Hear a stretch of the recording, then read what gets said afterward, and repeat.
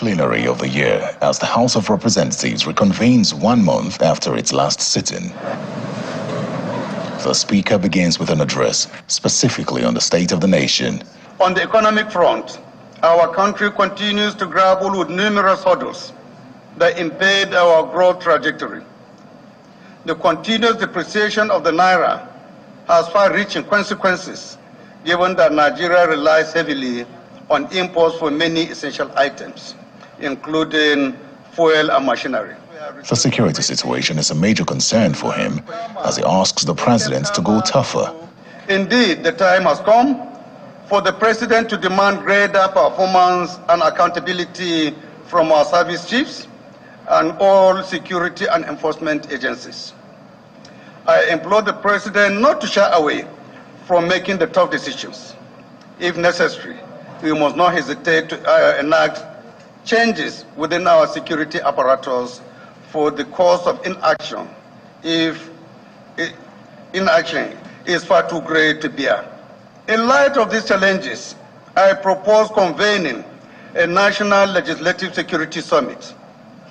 This summit will serve as a crucible for ideas where stakeholders from diverse sectors will forge enduring solutions to our security woes. For matters of urgent national importance that follow, further buttress the need for urgent action against insecurity, as the spokesperson of the House is moved to tears over the murder of 2 traditional rulers in Ekiti State on the 29th of January. The House recognizes that the entire people of Imojo, in Oye local government and Esun, in the Ikole local government, and the entire state have been thrown into mourning on account of the loss of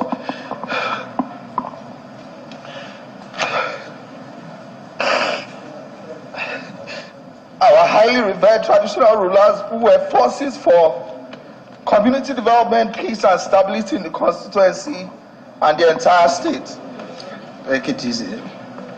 The House then adjourns abruptly for a week to allow members campaign and participate in the by-elections scheduled for Saturday, the 3rd of February across the country.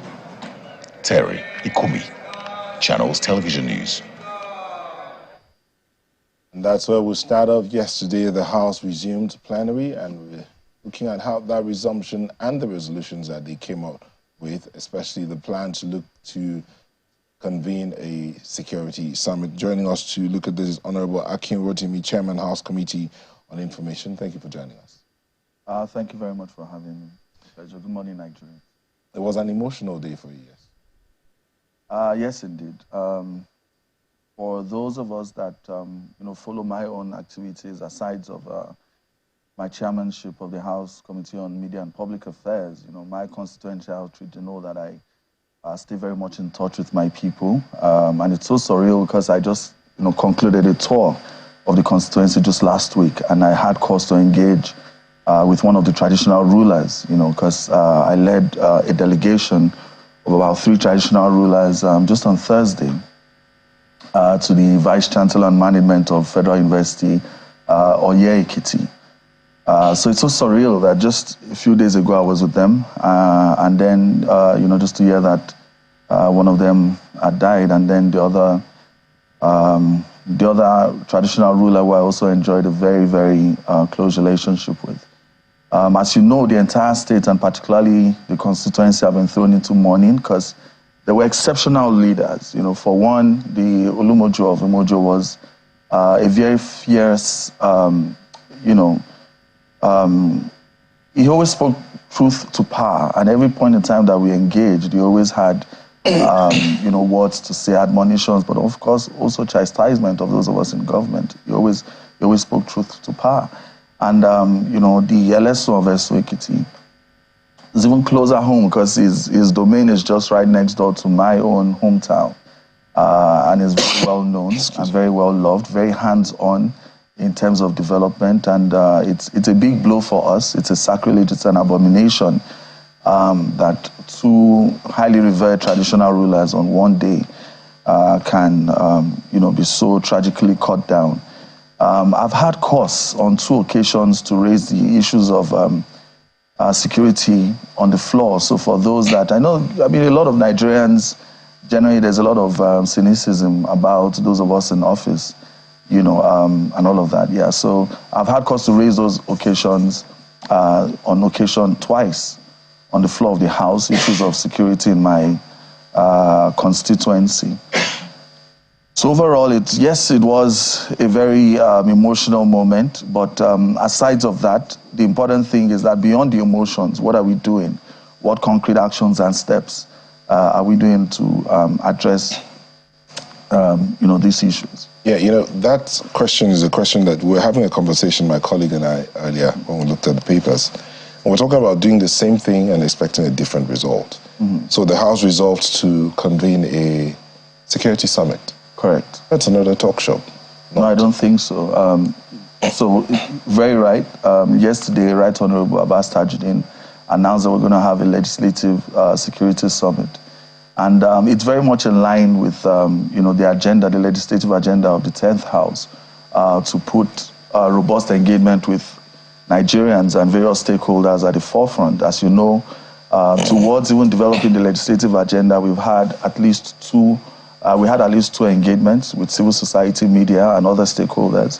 And aside of that, on electoral reforms, together with Yaga Africa, there was an electoral summit that was also held where far-reaching, recommendations were also derived, because electoral reforms is one of the crucial points for us in the 10th Assembly. So the security summit, the legislative security summit, is also being planned to address these issues, to come with more, for us in the House, we represent 360 constituencies. We're the ones close to the people. We're the ones that take the feedback from the people. And it's important that we have that summit to come and discuss these issues, because like you said, the current, security architecture is certainly not working. It's not working. And I think Nigerians should also note that Right Honorable Abbas Tajuddin was bold enough on the floor yesterday to encourage, His Excellency President Bola Ahmed Tinubu to take necessary actions. If anybody is seen to be failing in any of their duties, if it's any of the security chiefs, or indeed any member of the executive government, should be shown the door, because we can't continue like this. It has gotten to a head. Almost every day on the floor, almost every plenary day, there's one security issue or the other. And I understand the security agencies are stretched. They don't have that number to deploy military posts everywhere. I think the entire security architecture should be looked at. I'm particularly encouraged by the fact that the Constitutional Review Committee, led by Right Honorable Abbas Tajuddin, Right Honorable Benjamin Kalu, the Deputy Speaker, is also even having a meeting today. That's why I'm still in Abuja and I haven't gone down to the constituency yet.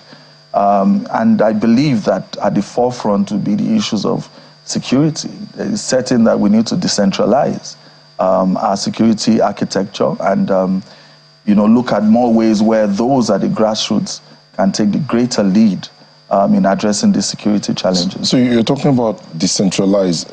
You don't want to use the phrase state police. Right. Okay. But are you not concerned about some of the fears that some have put out there that decentralizing Nigeria is not ready for that? Because the politicians themselves might be the ones who would more or less take over this apparatus at the local levels. So I don't think so. I don't think Nigeria has not ever been not ready for, if you call it state police or decentralized. But aside of looking at state police, it's more a multi-level, multi-tier security structure that also recognizes those at the grassroots. Because you find that the modest successes we've achieved, in the security situation in our state, for example, has largely been led by the local hunters. They are the ones that know our terrain. They are the ones that know the people. They are the ones that get feedback, early warning mechanisms from, the villages that see strange movements and all of that. Yeah. So it's really not.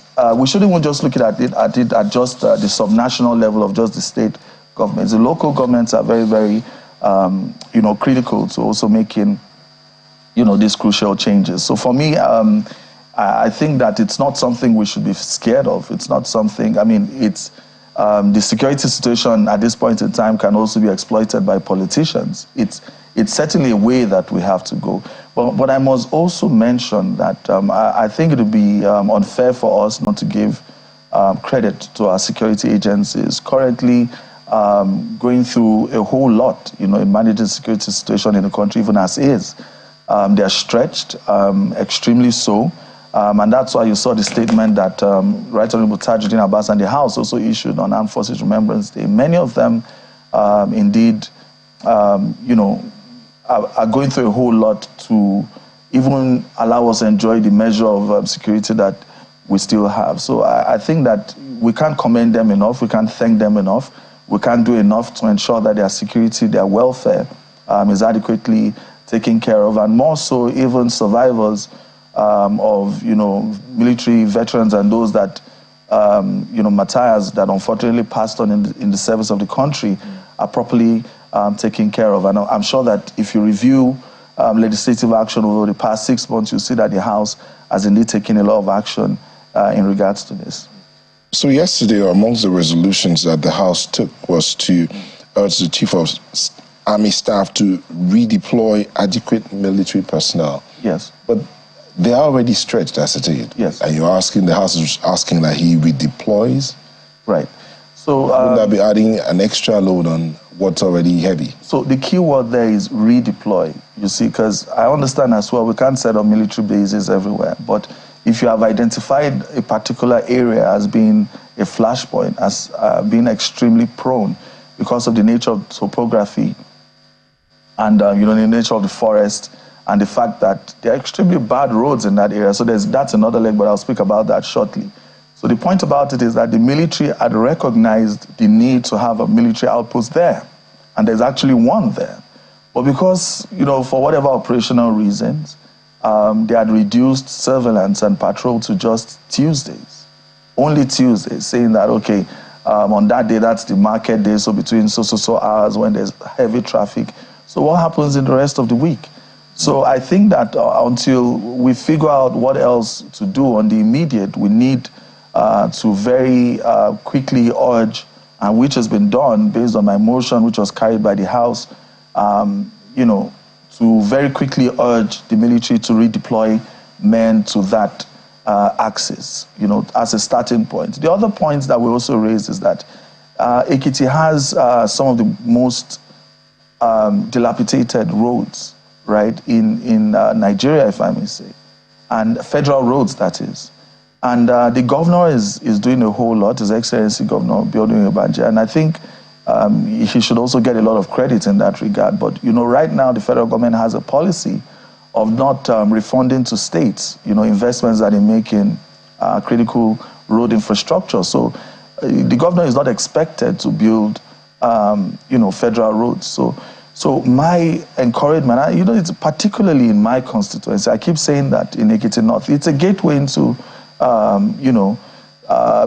between two states. We share borders with Kogi and on many fronts. Just last year during the rains, it was just simply impassable. The entire stretch between Ikole all the way to Omo was just, I think, was it Channels or TVC that even did, a documentary on that. So you can imagine when, very heavy vehicles, break down on the roads and can't pass for weeks on end. You can imagine just how that exposes communities to different kind of people going into the towns to know about our way of life, our movement, and making us extremely vulnerable. So I'd like to call on His Excellency,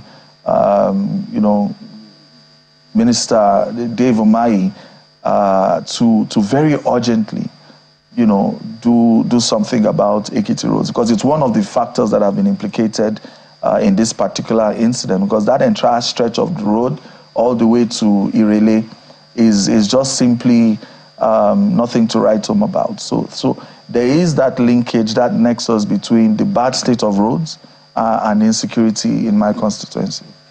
Just before my colleague Ayo comes in, besides the road, the vegetation cover, the vegetal cover around that area is also, yes, the forest cover there is quite thick. Yes. And you talked about the local hunters. The local hunters and all that. Yes. What were they able to find out?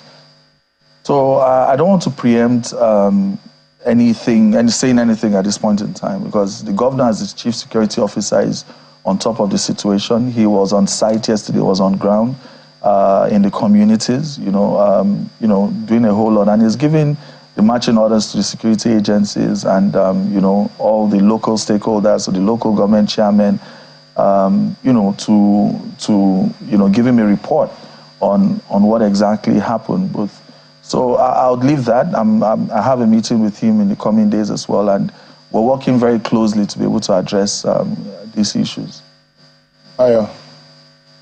Honorable, just 1 second to bring this update to you, watching us from wherever you are, that the Supreme Court has affirmed the governor of Adamawa State, Governor Ahmadu Fintiri, as the validly elected governor of Adamawa State, and the Supreme Court has also dismissed the appeal by the APC governorship candidate Aisha Dahiru, also known as Binani. Again, to quickly inform you that the Supreme Court has affirmed Governor Ahmadu Fintiri as the validly elected governor of Adamawa State and dismissed the appeal by the APC governorship candidate Aisha Dahiru, also known as Binani.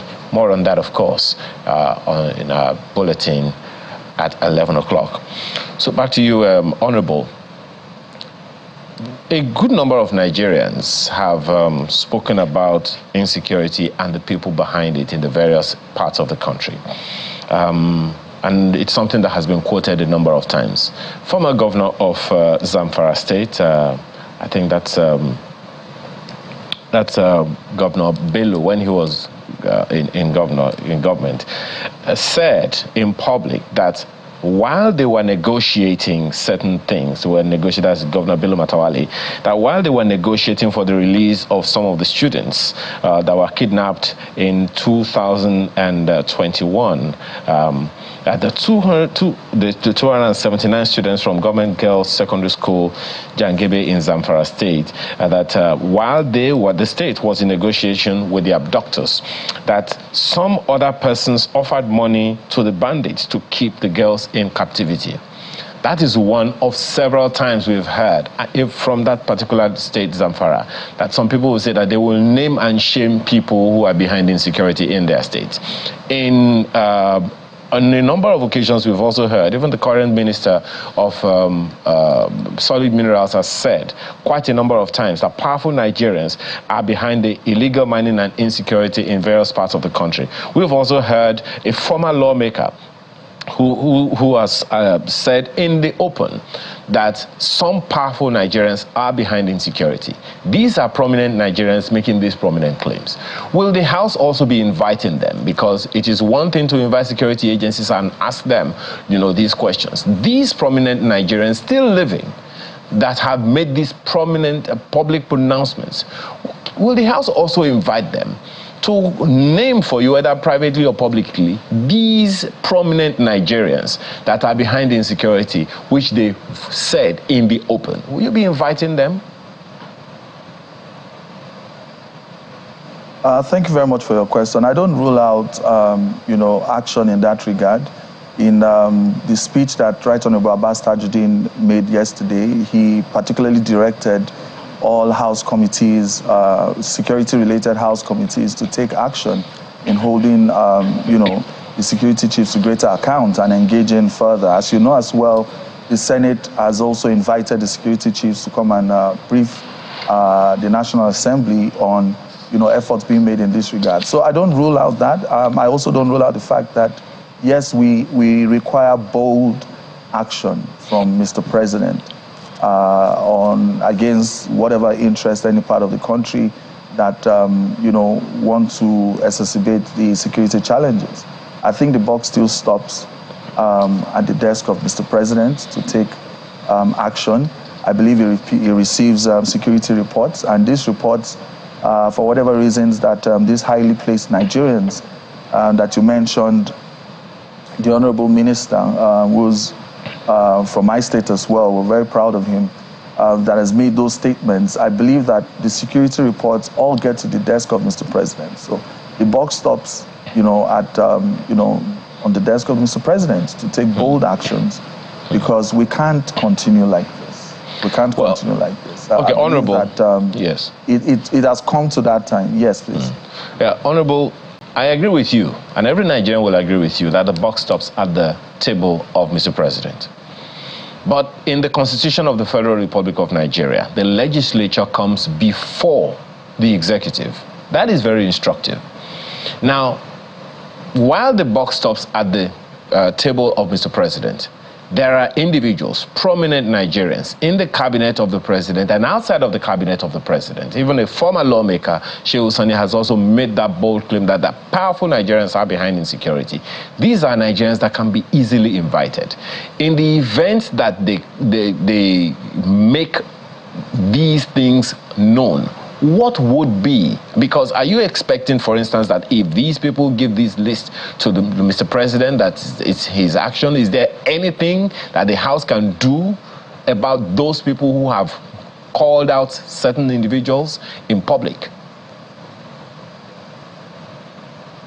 Oh yes, certainly. Like you said, like I said earlier, and you'll see from the tone and the texture of our engagements in the 10th Assembly, this is a very bold House. This is a House that is very much in tune with Nigerians. This is a House that wants to carry out the yearnings of Nigerians.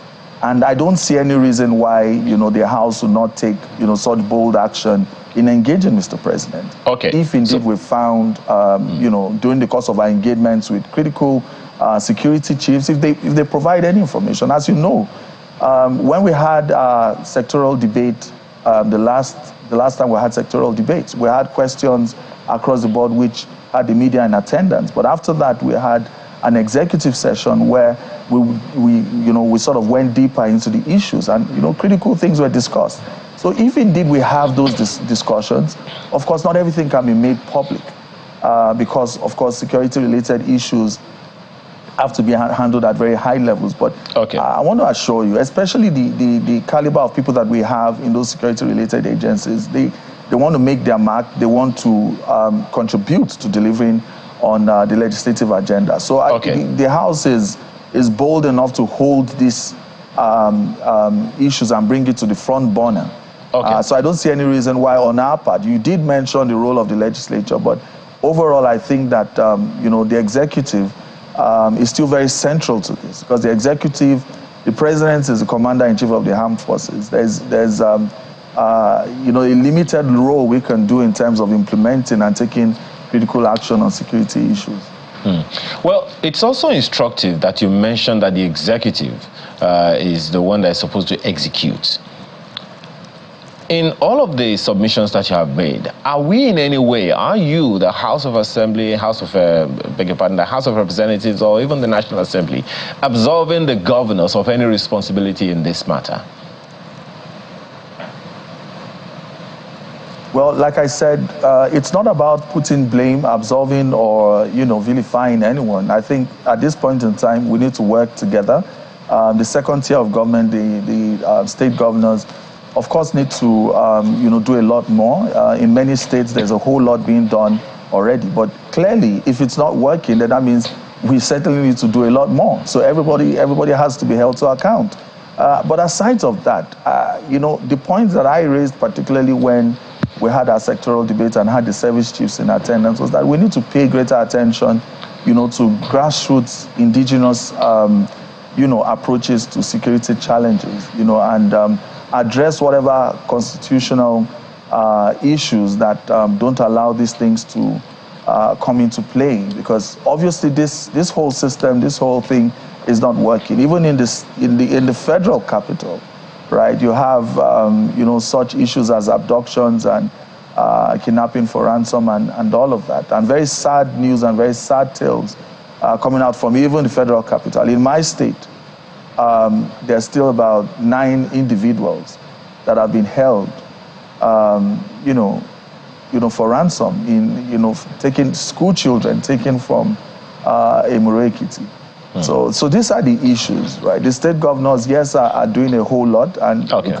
I think Nigerians can see for themselves that the state governments, as many of them as possible are doing their best, but obviously the entire security architecture needs to be overhauled security, intelligence. You know, there are a number of people, pardon me for butting in. Systems, a lot needs to be done. Pardon me for butting in, Honorable. A number of people, contest what you said now when you said the governors are doing, the most that they can do.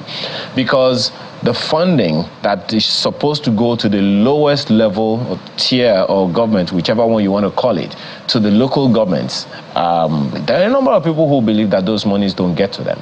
And consequently, the first line of defense, this is what security consultants have said to us a number of times, and I'm pretty sure that you may also want to engage some of them from time to time.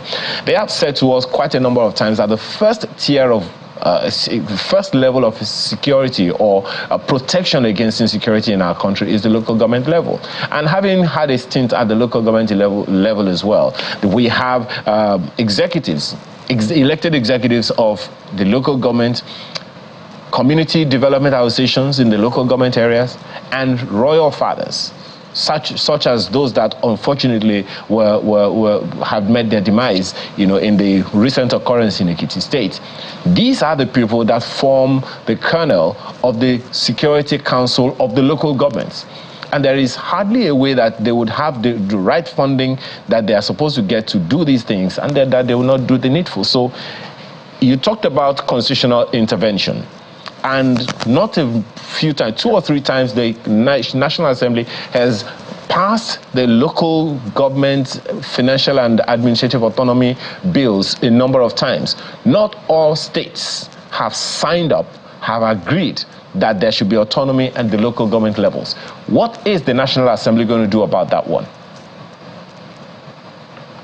Well, it's back to the people, because I don't rule out the fact that this would be looked at again in the 10th Assembly. It's really up to the people to hold their state assemblies to account, to make sure that if indeed in the constitutional review process, this comes up again and is passed and it goes to the local, the state assemblies for concurrence, they should hold the state assemblies to account to make sure that this is something that is important to them, that affects their lives, and that these issues are passed.